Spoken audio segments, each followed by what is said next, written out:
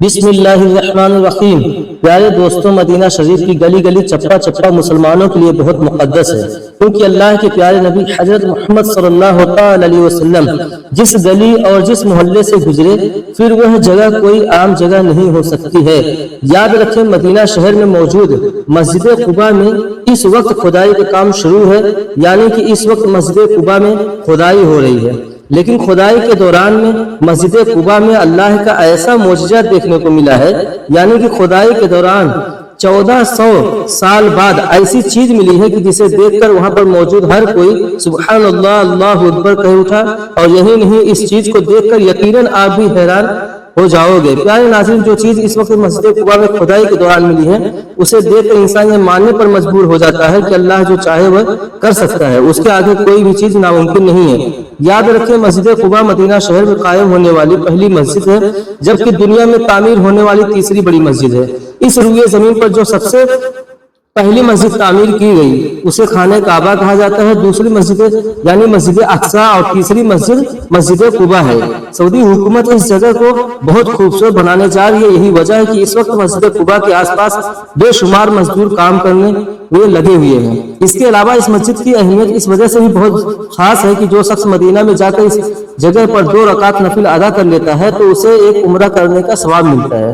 دوستوں، اللہ کے پیارے نبی حضرت محمد صلی اللہ علیہ وسلم مکہ سے جب ہجرت کر کے اس جگہ پر جب تشریف لائے تھے تو اس وقت اس جگہ پر ایک محلہ ہوا کرتا تھا جس کا نام قباء تھا، لہٰذا اسی نسبت سے اس مسجد کو مسجد قباء کہا جاتا ہے۔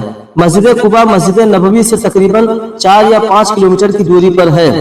اس جگہ پر انصار کے بے شمار گھر موجود تھے جنہوں نے اسلام کی خاطر اپنا سب کچھ قربان کر دیا تھا۔ اس وجہ سے دیکھا جائے تو اسلام میں مسجد قباء کی بہت زیادہ اہمیت ہے۔ جو آدمی مدینہ جائے اور اس جگہ کی زیارت نہ کرے یہ تو ہو ہی نہیں سکتا ہے۔ مسجد نبوی کے بعد سب سے زیادہ بھیڑ اسی جگہ پر ہوتی ہے۔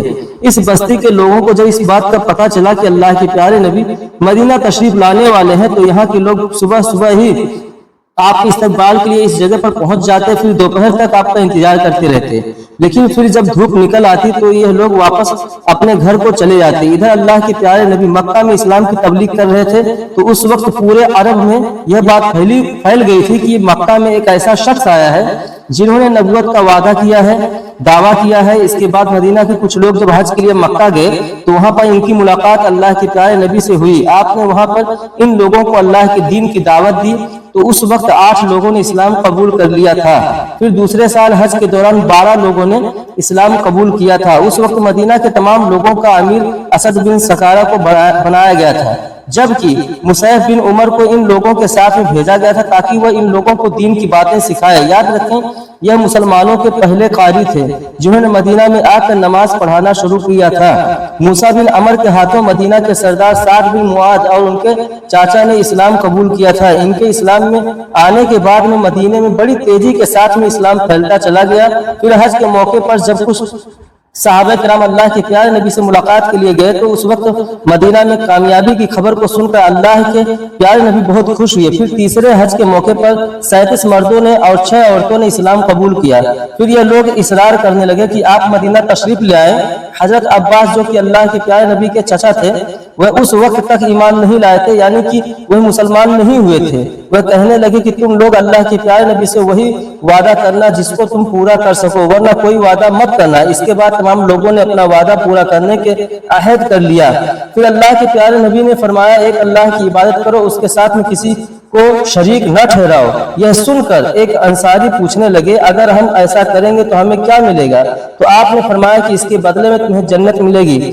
یہ سن کر وہاں پر موجود تمام لوگ بول اٹھے کہ یہ تو نفع کا سودا ہے، ہم اس کو ضائع نہیں ہونے دیں گے۔ دوستوں، اس کے بعد قباء کے لوگ اللہ کے پیارے نبی کا انتظار کرتے رہے۔ پھر جب ایک دن اللہ کے پیارے نبی اسی جگہ پر پہنچے تو سب سے پہلے آپ کو ایک یہودی نے دیکھا، وہ زور زور سے پکار کر کہنے لگا، اے قباء کے لوگوں، تمہاری قسمت جاگ اٹھی ہے، جس نبی کا تمہیں انتظار تھا وہ آ گئے ہیں۔ پھر قباء کی گلیوں میں اللہ اکبر کے نعرے بلند ہو گئے۔ یہ سن کر ہر شخص پیارے نبی کا دیدار کرنے کے لیے اپنے گھر سے نکل کر دوڑ پڑا۔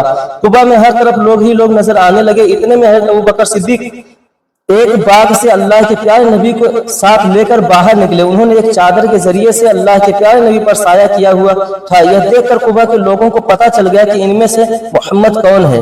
یہ مسجد اسلام میں اس لیے بھی بہت زیادہ خاص ہے کیونکہ اس مسجد کا پہلا پتھر اللہ کے پیارے نبی نے اپنے مبارک ہاتھوں سے رکھا تھا. اس کے بعد حضرت ابوبکر صدیق اور حضرت عمر فاروق اعظم رضی اللہ تعالیٰ عنہ نے ایک ایک پتھر لگایا. پھر اللہ کے پیارے نبی نے بنو عمر بن عوف کے گھر میں قیام کیا. یہ مسجد کلثوم بن آدم کی زمین پر تعمیر کی گئی ہے. آپ کو اس مسجد سے بہت زیادہ محبت تھی. آپ ہر روز مسجد نبوی سے اس جگہ پر کبھی پیدل تو کبھی سواری پر آ کر 2 رکعت نفل ادا کرتے تھے. مگر دوستوں اس وقت مسجد قباء میں کھدائی کا کام چل رہا ہے. سعودی حکومت کو اس کھدائی میں 1400 سال پرانا ایک کنواں ملا ہے. ہم آپ کو یہ بھی بتا دیں کہ اس سے پہلے سعودی حکومت نے اس کنویں کو ڈھونڈنے کی بہت کوشش کی تھی مگر ان کو آج تک یہ کنواں نہیں مل پایا تھا. سعودی حکومت اس کنویں کو اس وجہ سے کھوج رہی تھی کیونکہ اس کنویں میں اللہ کے پیارے نبی کی ایک مبارک انگوٹھی موجود ہے. اس کنویں کو بیر العرش بھی کہا جاتا ہے.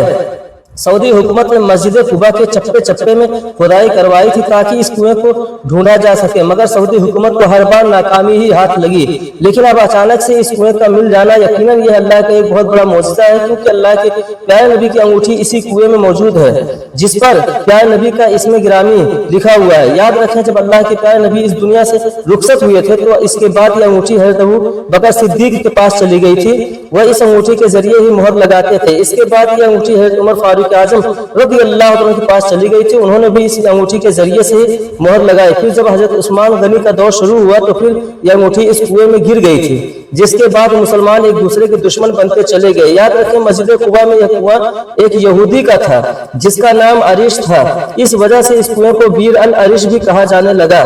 جب اللہ کے پیارے نبی مدینہ میں تشریف لائے تھے تو اس وقت اس کنویں کا پانی بہت زیادہ کھارا تھا مگر پھر اللہ کے پیارے نبی نے اپنے لعاب مبارک اس میں ڈال دیا جس سے اس کنویں کا کھارا پانی میٹھا ہو گیا تھا. اللہ کے پیارے نبی مکہ سے مدینہ تشریف لائے تو اسی کنویں کے قریب میں آپ کا آنا ہوا. پھر جب مسجد قباء کی تعمیر ہونے لگی تو اسی کنویں کے پانی سے گارا تیار کیا گیا. اس کے علاوہ جب اللہ کے پیارے نبی پر جادو کیا گیا تھا تو اس وقت آپ کے کچھ بال اور کنگھی بھی اس کنویں کے ایک پتھر کے نیچے رکھے گئے تھے. اس کے علاوہ اس یہودی نے اللہ کے پیارے نبی کا ایک پتلا بھی تیار کیا تھا جس میں سوئیاں چبھو دی گئی تھی. پھر جب اللہ کے پیارے نبی کی حالت خراب ہونے لگی تو اللہ نے فرشتوں کے ذریعے سے آپ کو اس یہودی کی چال سے آگاہ کیا. پھر صحابہ کرام اور حضرت علی رضی اللہ عنہ اس کنویں کے اندر داخل ہوئے اور ان تمام چیزوں کو کنویں سے باہر نکالا. دوستوں ایک صحابی فرماتے ہیں کہ میں نے ایک مرتبہ یہ فیصلہ کیا کہ میں آج کا پورا دن اللہ کے پیارے نبی کے ساتھ میں گزاروں گا. میں اللہ کے پیارے نبی کی تلاش میں مسجد نبوی میں گیا مگر اللہ کے پیارے نبی وہاں پر موجود نہ تھے. پھر میں تلاش کرتے کرتے مسجد قباء پہنچا تو میں نے دیکھا کہ اللہ کے پیارے نبی اس کنویں میں اپنے پاؤں لٹکا کر بیٹھے ہوئے ہیں. حضرت ابو موسیٰ اشعری آگے فرماتے ہیں کہ میں نے اس دن یہ فیصلہ کیا تھا کہ میں آج سارا دن پیارے نبی کے ساتھ ہی رہوں گا. جو بھی کوئی یہاں پر آئے گا تو سب سے پہلے پیارے نبی سے اجازت لوں گا. اس کے بعد آنے والے کو اندر آنے کی اجازت دوں گا. تو ابو موسیٰ آگے فرماتے ہیں کہ اس کے بعد میں دروازے پر بیٹھ گیا کہ تبھی کسی نے دروازہ کھٹکھٹا دیا. میں نے پوچھا کہ کون ہے تو آواز آئی کہ میں ابوبکر صدیق ہوں. میں نے کہا کہ آپ رکیے, پہلے میں پیارے نبی سے اجازت لے کر آتا ہوں. پھر میں نے پیارے نبی کو آ کر بتایا تو آپ نے فرمایا کہ انہیں اندر بلا لو اور جنت کی خوشخبری سنا دو. پھر میں نے حضرت ابوبکر صدیق کو جنت کی خوشخبری سنائی. یہ سن کر وہ بہت زیادہ خوش ہوئے. پھر وہ اندر آ کر پیارے نبی کی دائیں جانب بیٹھ گئے. پھر دوسری دفعہ کسی نے دروازہ کھٹکھٹایا تو میں نے پوچھا کہ کون ہے تو جواب آیا کہ میں عمر بن خطاب ہوں. میں نے کہا کہ آپ رکیے, پہلے میں پیارے نبی سے اجازت لے کر آتا ہوں. پھر میں نے پیارے نبی کو بتایا کہ میں عمر بن خطاب آئے ہیں. تو یہ سن کر آپ نے فرمایا کہ انہیں اندر بلا لو اور انہیں بھی جنت کی خوشخبری سنا دو. میں نے انہیں بھی جنت کی خوشخبری سنا دی. پھر وہ اندر آئے اور آ کر پیارے نبی کی بائیں جانب بیٹھ گئے. اس کے بعد ابو موسیٰ اشعری کہتے ہیں کہ پھر میں دروازے پر آ کر بیٹھ گیا. ابھی میں بیٹھا ہی تھا کہ اتنے میں کسی نے پھر سے دروازہ کھٹکھٹا دیا. میں نے پوچھا کون ہے تو آواز آئی کہ میں عثمان بن عفان ہوں. تو پھر میں نے جا کر پیارے نبی کو بتایا تو آپ نے فرمایا کہ انہیں بھی اندر آنے کی اجازت دے دو اور انہیں بھی جنت کی خوشخبری سنا دو اور ساتھ ہی انہیں اپنے اوپر ہونے والے فتنے فساد کے بارے میں بتا دو. اس کے بعد ابو موسیٰ اشعری کہتے ہیں کہ میں حضرت عثمان بن عفان کو خوشخبری سنا دیا.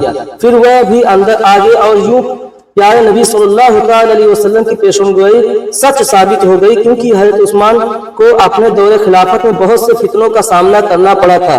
दोस्तों, फिर यह अंगूठी प्यारे नबी सल्लल्लाहु अलैहि वसल्लम से होती हुई हजरत अबू बकर सिद्दीक रज़ी अल्लाह तआला अन्हु से हजरत और फारूक और हजरत उस्मान रज़ी अल्लाह तआला अन्हु के पास पहुंची। फिर एक दिन हजरत उस्मान बिन अफ़्फ़ान के दौरे खिलाफत में हजरत उस्मान गनी इस कुएं में पैर लटका कर बैठे हुए थे। तभी अचानक अल्लाह की प्यारे नबी की अंगूठी उनके हाथ से कुएं में गिर गई और गुम हो गई। हालांकि हजरत उस्मान गनी ने इस कुएं का सारा पानी बाहर निकालकर उस अंगूठी की बहुत तलाश की, मगर फिर यह अंगूठी आपको ना मिल सकी। इसके बाद मुसलमानों में आपसी दुश्मनी बढ़ गई। दोस्तों, इस वक्त मस्जिद कुबा में काम चल रहा है और इसी वक्त वहां पर यह कुआं मिला है जिस पर प्यारे नबी बैठा करते थे, और इस कुएं के बारे में यह कहा जाता है कि यह कुएं का पानी खारा हुआ करता था, मगर प्यारे नबी ने अपना लुबाब मुबारक कुएं में डाला था। इसके बाद में इस कुएं का पानी मीठा हो गया था, और यह वही कुआं है जिसके अंदर प्यारे नबी का अंगूठी मौजूद है, और इसी कुएं का पानी मस्जिद कुबा की ईंट बनाने के लिए इस्तेमाल किया गया था। और हजरत मोहम्मद सल्लल्लाहु अलैहि वसल्लम जब मक्का से मदीना हिजरत करके आए तो प्यारे नबी सल्लल्लाहु अलैहि वसल्लम और सहाबा किराम ने इसी कुएं के पानी से गुस्ल किया था। प्यारे दोस्तों, अल्लाह तबारक व तआला से दुआ है कि अल्लाह तबारक व तआला हमें मदीना मुनव्वरा की और मक्का की जियारत करना नसीब फरमाए, और इस कुएं की भी जियारत करना नसीब फरमाए, और मस्जिद कुबा में 2 रकात नफिल नमाज अदा करने की भी तौफीक अता फरमाए, आमीन। दोस्तों, चैनल को सब्सक्राइब कर लीजिए और साथ में बेल आइकन को भी दबा दीजिए, ताकि जब भी कोई वीडियो अपलोड करूं तो आप तक पहुंच जाए। मिलते हैं नेक्स्ट वीडियो में। खुदा हाफिज।